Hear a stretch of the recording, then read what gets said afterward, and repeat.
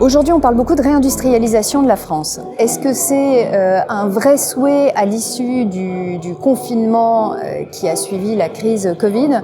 Moi, je suis convaincue que cette crise, si elle a servi à quelque chose, c'est à permettre au grand public de prendre conscience de la difficulté à approvisionner aujourd'hui l'ensemble des composants dont on a besoin pour de l'industrie qu'on va dire absolument nécessaire à la survie de notre pays, que ce soit l'industrie pharmaceutique, l'industrie de défense, pour ne prendre que deux exemples. La crise Covid a pour moi permis cette prise de conscience. Et si le public souhaite cette réindustrialisation de la France parce qu'il a conscience de cette nécessité, alors ce sont des politiques industrielles différentes qui se mettent en place, poussées par les politiques. Donc oui, je suis convaincue que la réindustrialisation de la France est possible. La souveraineté technologique en France et en Europe, à mon avis, est fortement possible. Il faut simplement qu'on se concentre justement sur les besoins clients, la qualité qu'on veut procurer à nos clients, que ce soit des solutions SaaS ou technologiques hardware, tout simplement en se concentrant sur effectuer un bon produit, un bon service à nos clients permet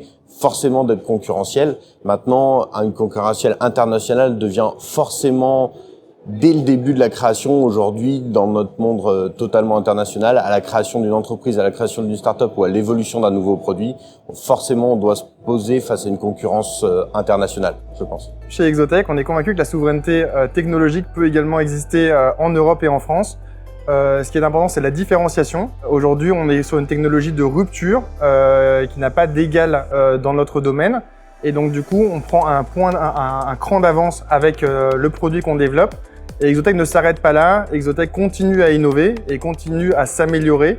Donc, on a 10% de notre budget annuel qui est dédié à la R&D pour arriver à concevoir et produire des produits toujours plus innovants et se démarquer de la concurrence. La souveraineté technologique en France et en Europe est possible et elle est même encore poussée. Par exemple, nous, chez Inbolt, on fait partie d'un accélérateur qui s'appelle la place stratégique, qui est poussé par la défense, qui justement a pour objectif de garder la souveraineté technologique en France, c'est-à-dire de garder l'essentiel de la technologie développée par certaines startups en France.